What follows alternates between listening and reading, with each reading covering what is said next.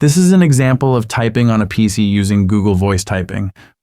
With this feature, you can not only type out words, but also use punctuation marks like period, comma, question mark, and even open brackets and curly braces.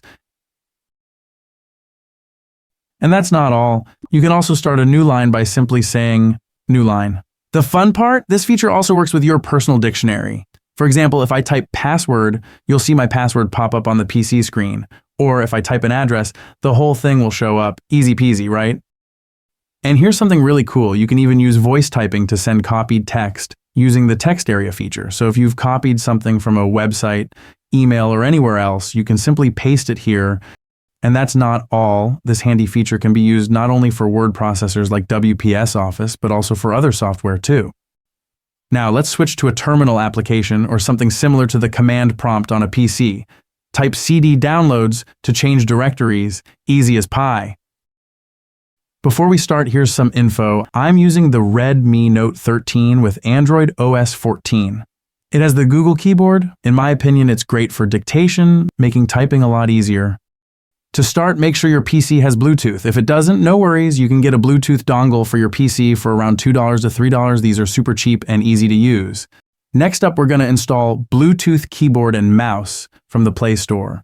It's made by AppGround.io and comes in two versions. The free version with limited features and the pro version with all the bells and whistles. The free version of the application may have a blue icon, while the pro version may have a red icon. I went with the pro version, but the free version will work too, depending on your needs.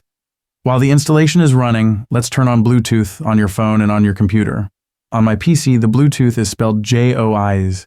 The name might be different on your computer, but you should still be able to easily turn it on. All right, let's dive into how to configure this so you can use Google Voice Typing to type on your PC. It's super simple and will have you typing away in no time. Once the installation's done, tap Open, then Next, twice, followed by Get Started. When asked for permission, tap Allow. At the bottom of the screen, hit the New Device button and then Search Devices. The app will now scan for nearby Bluetooth devices. My PC's Bluetooth should pop up in the list. Tap on it to select it, and you'll see a pairing pop up on both the device and the PC. Tap Pair on the device and Confirm on the PC to finish up the connection. Once the pairing is done, give the touchpad a swipe. If the cursor on the PC moves, we're all good. Just tap the It's Moving button to confirm.